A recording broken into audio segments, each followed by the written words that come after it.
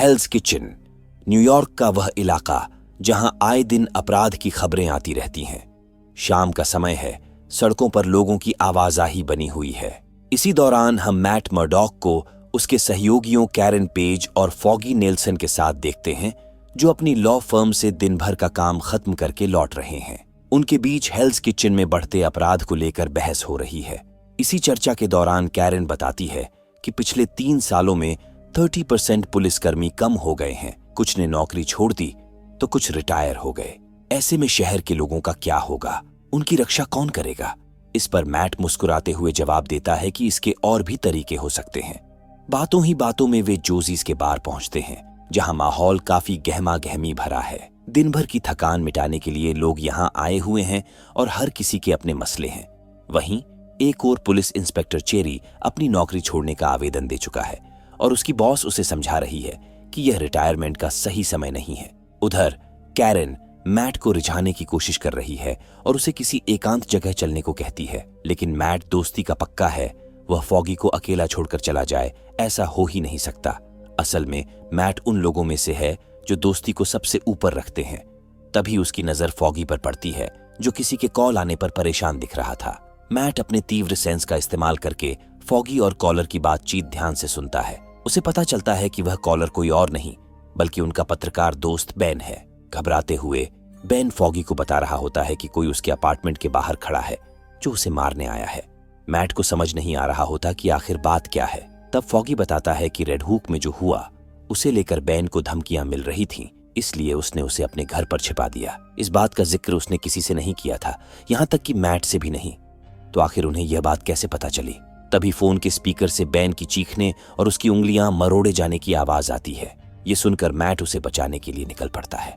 यही वो पल है जब हम उसे उसके असली अवतार यानी डेयर डेविल के रूप में देखते हैं। वह अपने सिग्नेचर वेपन बिल्ली क्लब का इस्तेमाल करके एक बिल्डिंग से दूसरी बिल्डिंग पर छलांग लगाता है और तेजी से फॉगी के घर की ओर भागता है। इस दौरान फिर से फॉगी के मोबाइल की घंटी बजती है। उसका पूरा ध्यान फॉगी के कॉल पर ही था। इस बार भी उसको बेन ने ही कॉल किया था। असल में हमलावर बेन को इसलिए टॉर्चर कर रहे थे ताकि वो फॉगी का लोकेशन बता दे। दर्द से छुटकारा पाने के लिए बेन ने मजबूरी में फॉगी की लोकेशन बता दी थी। इतना सुनते ही डेयर डेविल समझ गया कि उनका असली टारगेट बेन नहीं बल्कि फॉगी था। अगले ही पल वो उसे बचाने के लिए उल्टी दिशा में भागता है। तभी हम एक स्नाइपर को देखते हैं जो निशाना लगाकर फॉगी को शूट कर देता है। इसी दौरान जोसी के बार के गार्ड भी मारे जाते हैं। इसके बाद वह स्नाइपर मास्क पहनकर सामने आता है और एक स्मोक ग्रेनेड बार के अंदर फेंकता है, जिससे वहां अफरा तफरी मच जाती है।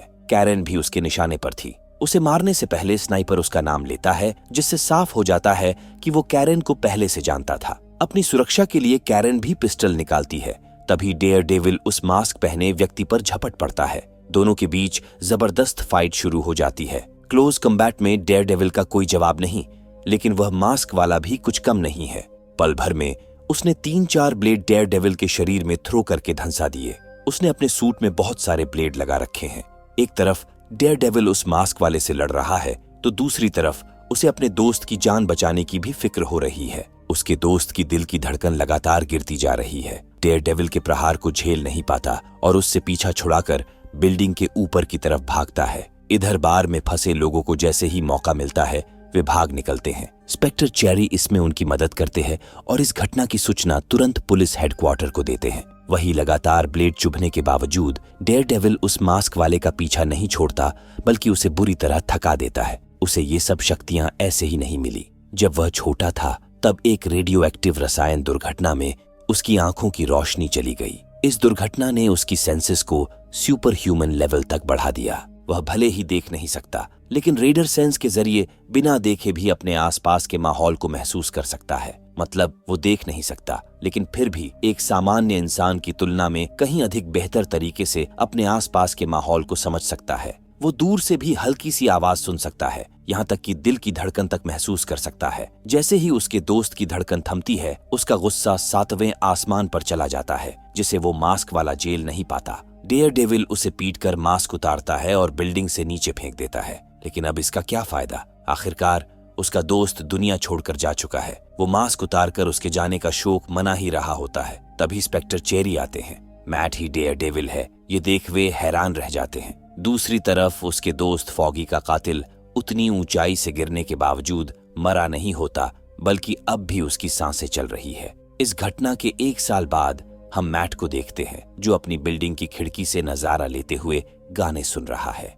वही न्यूज में मेयर के इलेक्शन की चर्चाएं हो रही है। खबर है कि इस बार न्यूयॉर्क सिटी के मेयर के चुनाव के लिए 15 से भी ज्यादा उम्मीदवार मैदान में है। मैट ड्यूटी पर निकलने से पहले टीवी बंद करने जाता है, जहां पर हम एक बैनर देखते हैं। ये बैनर वाला शख्स कोई मामूली इंसान नहीं, बल्कि न्यूयॉर्क का सबसे बड़ा डॉन विल्सन फिस्क है, जिसे अपराध की दुनिया में किंगपिन के नाम से जाना जाता है। कई बार उसने मेयर बनने की कोशिश की, लेकिन नाकाम हुआ। इस बार भी उसकी नजर मेयर की सीट पर है। वैसे वो घायल होकर महीनों तक बेड पर था। इस बीच उसके सारे काले धंधे उसकी पत्नी वेनेसा चलाती थी। इसी मसले पर वो मीटिंग कर रही होती है, तभी वहां किंगपिन आता है, जिसे देख सबकी धड़कनें थम सी गई। वो बस एक लफ्ज बोलता है, वेनेसा। अगले पल मीटिंग खत्म और सब वहां से उठकर चले जाते हैं। यहाँ वो वेनेसा के काम की काफी तारीफ करता है कि वो कैसे उसके गैर मौजूदगी में उसके साम्राज्य को संभाल सकी। वेनेसा भी उसके ठीक होने और वापस लौटने से काफी खुश थी और हैरान भी, क्योंकि वो महीनों तक उसके बेड से उठने का इंतजार करती रही। पर आज वो दिन आ ही गया। यहाँ किंगपिन उससे अपने पुराने ख्वाहिश को जाहिर करता है, वो ख्वाब जो कभी पूरा नहीं हो सका, पर इस बार लग रहा है कि बात बन जाएंगी। ये सब वेनेसा के बिना कभी भी पॉसिबल नहीं हो पाता। आज उसके द्वारा बनाए पैसे ही उसके काम आए हैं, जिसके बलबूते उसके सोर्स ने 50,000 दस्तखत खरीदने की खबर दी है। अगर ऐसा संभव हो जाता है तो फिर जिस भी धंधे में उनका हाथ है, उसे कभी भी कोई गैर कानूनी नहीं ठहरा पाएगा। मतलब वो मेयर के इलेक्शंस में कुछ तो बड़ा हेर फेर करने वाला है। उधर लॉ फर्म में मैट कोर्ट जाने की तैयारी कर रहा है। आज उसके दोस्त फोगी नेल्सन के केस की सुनवाई का फैसला आने वाला है। बेंजामिन लेनर्ड पॉइंडेक्स्टर, जिसने उस रात गुस्से में आकर 11 बेकसूर लोगों की हत्या कर दी थी, उसे इसके लिए ताउम्र कैद की सजा मिली। वही कैरन भी आखिरी सुनवाई पर आई थी। उस हादसे के बाद इनके लाइफ में काफी बदलाव आए। कैरन मैट को छोड़कर चली गई, जिसके बाद वो उससे पहली बार मिल रही थी। एक हादसा उनकी पूरी जिंदगी बदल सकता है, यह उन्होंने सपने में भी नहीं सोचा था। उसी रात मैट ने कसम खाई थी कि अब वह कभी भी डेयर डेविल नहीं बनेगा। इसी बातचीत के दौरान उसने कैरन को कॉफी पर चलने के लिए आमंत्रित किया, लेकिन वह यहाँ इसके लिए नहीं, बल्कि फॉगी के लिए आई थी। अलग होने के बाद फिर से साथ आने की उसमें कोई इच्छा नहीं थी। जाते जाते वो एक सामान छोड़ गई, जो उसे फॉगी की मौत वाली रात जोशी के बार में मिला था। हो सकता है फॉगी का मर्डर ऐसे ही नहीं, बल्कि किसी खास मकसद को पूरा करने के लिए किया गया हो। खैर, जो भी हो, रात को हम फिर से विल्सन फिस्क की खबर देखते हैं, जो सुर्खियों में बराबर बना हुआ है। हालांकि यह सब पैसों का खेल है। उसने न्यूज चैनलों को खरीद लिया है। सिर्फ यही नहीं, उसकी आईटी सेल के लोग लगातार मीम्स वायरल कर रहे हैं। फिस्क करेगा फिक्स जैसे नारे धड़ल्ले से गूंज रहे हैं। कुछ अंधभक्तों पर इसका असर भी साफ दिखने लगा है। दरअसल ये सब इसलिए किया जा रहा है ताकि विल्सन फिस्क चुनावों में हेरफेर कर सके। अगले दिन मैट फर्म में खाली बैठा लैपटॉप टटोल रहा था, तभी उसकी कलीग किर्स्टन उसे एक काम सौंपती है। दरअसल आज दोपहर 3:30 बजे मैनहट्टनविल कॉफी शॉप में हीदर ग्लेन नामक क्लाइंट के साथ उसकी मीटिंग थी, लेकिन वो बयान तैयार करने में व्यस्त थी। इसलिए मीटिंग अटेंड करने के लिए उसने मैट को भेज दिया। पता चला कि किर्स्टन उनके साथ खेल कर गई। असल में हीदर ग्लेन थेरेपिस्ट थी और किर्स्टन की रिक्वेस्ट पर यहाँ मरीज से मिलने आई थी। वहीं मैट उन्हें कानूनी सलाह देने आया था। दोनों बिल्कुल हैरान थे कि ये क्या हो गया उनके साथ। तब हीदर ने बताया कि वो किर्स्टन की पुरानी दोस्त हैं। वो लंबे समय से सिंगल थी और किसी को भी अपना पार्टनर बनाने के लिए तैयार नहीं होती थी, इसलिए किर्स्टन ने ऐसा किया होगा।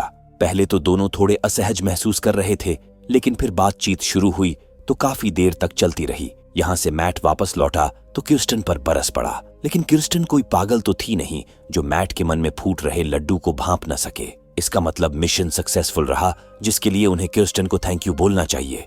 अगले रात तक इलेक्शंस के नतीजे आ गए। वही हुआ जिसका डर था। विल्सन फिस्क चुनाव जीत गया। फिक्स के लिए ये दुनिया का सबसे बड़ा तोहफा था, जो उसकी बीवी वेनेसा ने उसके लिए थाली में संजो कर दिया था। इसी खुशी के मौके पर वो वेनेसा के अफेयर का राज खोलता है। उस लड़के का नाम था एडम। वेनेसा उससे रिक्वेस्ट करती है कि वो उसको जान से न मारे। फिक्स वचन देता है कि वो एडम को जान से नहीं मारेगा। एक तरफ मार्ट एक नए रिश्ते की शुरुआत कर रहा है, तो वही दूसरी तरफ फिक्स मेयर की शपथ ले रहा है। वो न्यूयॉर्क को संबोधित करते हुए वादा करता है कि उनका मेयर उनके हर उम्मीद पर खरा उतरेगा। लोग झूम रहे हैं, नाच रहे हैं। इस उम्मीद में कि अब न्यूयॉर्क का समय बदलेगा। पर वे नादान ये नहीं जानते कि फिक्स भेड़ के रूप में भेड़िया है। उसके मेयर बनने के कुछ दिनों बाद एक शाम एक आदमी रेलवे स्टेशन से गुजर रहा था। तभी उसने देखा कि 3 लोग मिलकर एक अकेले व्यक्ति को पीट रहे थे। ये आदमी उन लोगों में से नहीं था जो मजलूमों पर जुल्म होते देख मुंह मोड़ लेते हैं। वो अगले ही पल उनसे भिड़ गया। वह अकेले ही उन पर भारी पड़ने लगा, इसलिए वे तीनों उस पर एक साथ टूट पड़े। तभी उन तीनों में से एक आदमी गलती से ट्रेन के सामने गिरकर मर गया। बाद में पता चला कि वे तीनों पुलिस वाले थे जो पूरी तरह सिविल ड्रेस में थे। उन्होंने गन की नोक पर उस शख्स को गिरफ्तार कर लिया, फिर जेल में बंद कर खूब धुलाई किए, क्योंकि वो अपना जुर्म कबूल नहीं रहा था। उसका कहना था कि उसके हाथों उस पुलिसकर्मी की जान नहीं गई, बल्कि वो तो उस लड़के की जान बचाने की कोशिश कर रहा था। तभी पुलिसकर्मी अपनी गलती से चलती ट्रेन के सामने गिरा। मैट किसी केस के सिलसिले में वहीं पर था जो उनकी बातें सुन लेता है। फिर वो उस आदमी से मिलता है जिसका नाम था हेक्टर अयाला। मैट उनसे मिलकर पहले पक्का करता है कि उनके बातों में कितनी सच्चाई है। हेक्टर बताता है कि वे पुलिस वाले सिविल ड्रेस में थे। उसे लगा कि वो उस लड़के को मार रहे हैं, इसलिए वो बीच बचाव करने गया था। तभी वो हादसा हुआ। सारी बातों पर गौर करने के बाद मैट उससे इस केस को लड़ने के लिए कहता है, लेकिन हेक्टर के पास इसके लिए बजट नहीं था। मैट कहता है कि मेरी खुद की लॉ फर्म है, मैं बिना पैसे के इस केस को लड़ूंगा। पुलिस एक बेगुनाह को फंसा रही है, इससे बेहतर केस उसके लिए कोई हो ही नहीं सकता था। इसीलिए वो इस मसले पर इतनी जोर दे रहा है। वापस फर्म लौटकर वह इस केस पर कर्स्टन और चेरी से चर्चा करता है। चेरी रिटायरमेंट के बाद अब मैट के लिए काम करने लगा था। उसे लग रहा था कि इस तरह मैट पूरे पुलिस डिपार्टमेंट को अपना दुश्मन बना लेगा। पुलिस पहले ही कह रही थी कि प्लेटफॉर्म पर कोई पीड़ित नहीं था और हेक्टर ने किसी और कारण से उन पर हमला किया था। पीड़ित था या नहीं, और अगर था तो वह कौन था, इसकी पूरी जानकारी निकालने के लिए मैट चेरी को रवाना करता है। फिर वो दिन आता है जब कोर्ट में हेक्टर अयाला की पहली सुनवाई थी। कोर्ट रूम में पूरा डिपार्टमेंट उमड़ आया था, जबकि हेक्टर के पत्नी का कुछ अता पता नहीं था। उसके लिए कोई नहीं आया था। हेक्टर को दिलासा देता है कि डरने की बात नहीं, अपुन सब संभाल लेगा। उनके अपोजिंग काउंसिल में है होचबर्ग, जो जज के सामने दलील पेश करते हैं कि हेक्टर एक पुलिस का कातिल है जिसे बिना बेल जेल में रखा जाए। मैट को छू तक करने का मौका नहीं मिलता। जज उसकी बिना बात सुने हेक्टर को जेल में रखने की मंजूरी दे देते हैं। फिर भी मैट जबरन उनको बताता है कि हेक्टर अयाला 15 साल सेना में रह चुके हैं। इस दरमियान उनका रिकॉर्ड बिल्कुल क्लीन रहा, लेकिन इस बात का जज पर कुछ असर नहीं पड़ता, क्योंकि एक खून करने के बाद सब कुछ बदल जाता है। सुनवाई खत्म कर कर्स्टन और चेरी हेक्टर के पत्नी से मिले। ये बात उनके लिए जानना बहुत जरूरी था कि हेक्टर और उसकी वाइफ के बीच चल क्या रहा है। आखिर क्यों वो सुनवाई पर उसके सपोर्ट में नहीं गई। वो बताती है कि हेक्टर पहले की तरह नहीं रहा, वो बदल चुका है। खैर, वो साफ लहजे में उनको नहीं बताती कि उनके बीच क्या चल रहा है। इन्हें अगली सुनवाई के लिए हेक्टर का सूट चाहिए था। हेक्टर की पत्नी कर्स्टन उसके साथ बात करने में व्यस्त थी, इसलिए चेरी सूट लेने अंदर गया, जहां पर अहम जानकारी उसके हाथ लगी। दूसरी तरफ हम उस पुलिस वाले का फ्यूनरल देखते हैं जो ट्रेन से टकराकर मरा था। वो जिस तरह मरा और इसके पीछे जो भी कारण था, इससे पुलिस कमिश्नर काफी गुस्से में थे। तभी मेयर विल्सन फिस्क को देख उनका गुस्सा और बढ़ गया, क्योंकि एक गुंडा जो कल तक अपराध की दुनिया का मास्टर रहा, कमिश्नर को उसके इशारे पर चलना पड़ेगा। यहाँ पर फिस्क पुरानी बातों पर मिट्टी डालकर न्यूयॉर्क की बेहतरी और तरक्की की बात करता है, जिस पर कमिश्नर कहते हैं कि बाबू, तुम वो बच्चे हो जो चाहता है कि सभी तुमसे प्यार करे, न्यूयॉर्क की जनता तुमसे प्यार करे, लेकिन इसके लिए अब बहुत देर हो चुका। एक गुंडा हमेशा गुंडा ही रहेगा। साथ ही साथ डायरेक्टली धमकी दिए, ये बताते हुए कि सन 1874 में मेयर वांस का कार्यकाल महज 1 महीने का रहा था। अब मेरा मिशन है कि तुम्हारा कार्यकाल 1 महीने से भी कम हो। फिस्क के लिए ये बहुत बड़ी धमकी थी, क्योंकि जिस कुर्सी के लिए उसे सालों तक पापड़ बेलने पड़े, कमिश्नर उसे एक झटके में छीनने की बात कर रहे थे। फिस्क को अंदर ही अंदर बुरा तो लगता है, लेकिन उसे अपनी मेयर की कुर्सी बचाकर रखनी है तो संयम बरतनी होगी। कैसे भी करके कमिश्नर को अपने पक्ष में लाना होगा। उधर चेरी हेक्टर की असलियत मैट को बताता है, जिसे सुनकर वो हैरान रह जाता है। वो तुरंत जेल में उससे मिलने जाता है और कहता है कि आखिर तुमने हमसे इतनी बड़ी सच्चाई क्यों छिपाई? क्यों नहीं बताया कि तुम एक विजिलांते हो? तुम ही व्हाइट टाइगर हो। दरअसल विजिलांते उसे कहा जाता है जो कानून हाथ में लेकर मजलूमों की रक्षा करते हैं, जिस पर हेक्टर चिढ़ बैठा कि तुम मेरी जासूसी करवा रहे हो। वैसे उस रात उस घटना के वक्त वो ना ही तो अपने सूट में था और ना ही एम्यूलेट में, इसलिए उसने ये बात छिपाई और जो भी कहा सच कहा। पर इनके लिए ये चिंता का विषय है, क्योंकि उनके अपोजिंग काउंसिल कभी ना कभी इस सच्चाई तक पहुंचेंगे और तब इनको परेशानी होगी। वही व्हाइट टाइगर अपनी नहीं बल्कि शहर में हो रहे हिंसा और लोगों के गायब होने को लेकर चिंतित था। वो कहता है कि अगर डेयर डेविल होता तो ये सब नहीं होता, लेकिन उसे कहा पता कि डेयर डेविल तो उसके सामने ही बैठा मुस्कुरा रहा है। अगले दिन हम कमिश्नर को देखते हैं जो रिजाइन लेटर लेकर मेयर के ऑफिस पहुंचते हैं। उन्हें किसी गुंडे से ऑर्डर लेना पसंद नहीं, इसलिए वो रिजाइन दे रहे थे, जिससे वो तो जाएंगे ही, साथ साथ काफी सारे पुलिस वाले भी उनके नक्शे कदम पर चलेंगे। फिर ये मामला बढ़ेगा और मेयर को हटाने की बात सामने आएंगी। बात का बतंगड़ ना बने इसलिए फिस्क इसका उपाय पहले ही कर चुका था। असल में फिस्क एक बहुत ही मजा हुआ सातिर विलेन है। अपने दुश्मन की चाल को पहले ही भांपकर उन्हें मात दे देता है। कमिश्नर से पहली मीटिंग में ही उसने सब कुछ का आंकड़ा निकाल लिया था। कमिश्नर भी कुछ कम नहीं थे, अपने बेटे को ऐसी जगह भेज दिए थे जहां कोई उसे ढूंढ नहीं सके। पर फिस्क के आदमियों ने कमिश्नर के इस्तीफा देने से पहले ही उनके बेटे को ढूंढ निकाला। आखिरकार कमिश्नर को इस्तीफा देने से पहले ही मन बदलना पड़ा। हालांकि जाते जाते वो इतना जरूर कहते गए कि इस पैतरे से भी उसका भला नहीं होने वाला। वहीं दूसरी तरफ चेरी सबूत खंगालते खंगालते सरेंडर कर चुका था। उसे हेक्टर अयाला के केस से जुड़े कोई भी ऐसे सबूत हाथ नहीं लग सके जिससे साबित हो कि अयाला जो इल्जाम पुलिस पर लगा रहे हैं वो सही है। मैट इन दिनों हैदर के प्यार में पड़ा था। हर शाम वे मिलते थे। खतरा मोल लेकर वो अपनी खूबसूरत शाम खराब नहीं करना चाहता था, इसलिए अब तक चुप था। तभी उसे हैदर का वॉइस मैसेज मिलता है। उसके यहाँ कोई बहुत बड़े गेस्ट आने वाले थे, इसलिए वो आज रात नहीं मिल सकेंगे। इतना सुनते ही भाई साहब अपने काम पर लग गए। उसने उन 3 पुलिसकर्मियों में से एक का पीछा करना शुरू किया और उसके घर के बाहर डेरा जमा कर बैठ गया। दूसरी तरफ डॉक्टर हैदर के यहाँ फिस्क और उसकी पत्नी वेनेसा पहुंचते हैं। उनके रिश्ते के बीच जो कड़वाहट थी उस पर बात करके निदान पाने के मकसद से कुछ घंटे बाद उस पुलिस वाले के पास एक कॉल आता है। कॉलर बताता है कि उन्हें वो गवाह मिल गया। वो वेस्ट 185th स्ट्रीट अपार्टमेंट 30 कमरा नंबर 950 में रहता है। उसे आज रात ही खत्म करना है। मात को पता मिलते ही वो तुरंत चेरी को कॉल करके मदद के लिए उस जगह पर बुलाता है। साथ ही साथ खुद भी पहुंच उस गवाह से मिलता है। ये वही आदमी है जिसे प्लेटफॉर्म पर हेक्टर अयाला ने बचाया था। उसका नाम था निकी टोरेस। मैट उसे सारी बातें समझाता है कि वो पुलिस डिपार्टमेंट के खिलाफ इकलौता गवाह है और ये भी कि आज रात वो उसे मारने वाले हैं। इतने में वो आधम के निकी के पास सोचने समझने का बिल्कुल टाइम नहीं था।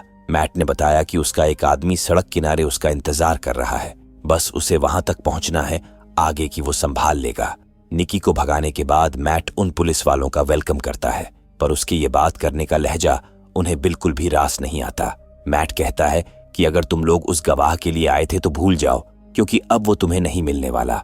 तैस में आकर पुलिस वाले उस पर गन पॉइंट कर वो उनसे गिड़गिड़ाता है, रहम की भीख मांगता है, लेकिन उसकी ये बात उनके पल्ले नहीं पड़ती। फिर जो मैट उनकी खातिरदारी करता है, भाई साहब हाथों की हड्डियां तक झटका डालता है। कोई रहम नहीं, कुछ नहीं, दोनों को पल पर में वही ढेर कर डालता है। अभी इस सीरीज के सिर्फ 2 एपिसोड रिलीज हुए हैं। आगे जैसे ही और एपिसोड्स आएंगे हम उसको भी कवर करने की कोशिश करेंगे। बस आप कमेंट वगैरह करके अपनी राय बता दीजिएगा कि क्या आप लोग इसके अगले भाग को देखने में इंटरेस्टेड है, क्योंकि मुझे तो ये सीरीज देखकर काफी मजा आ रहा है।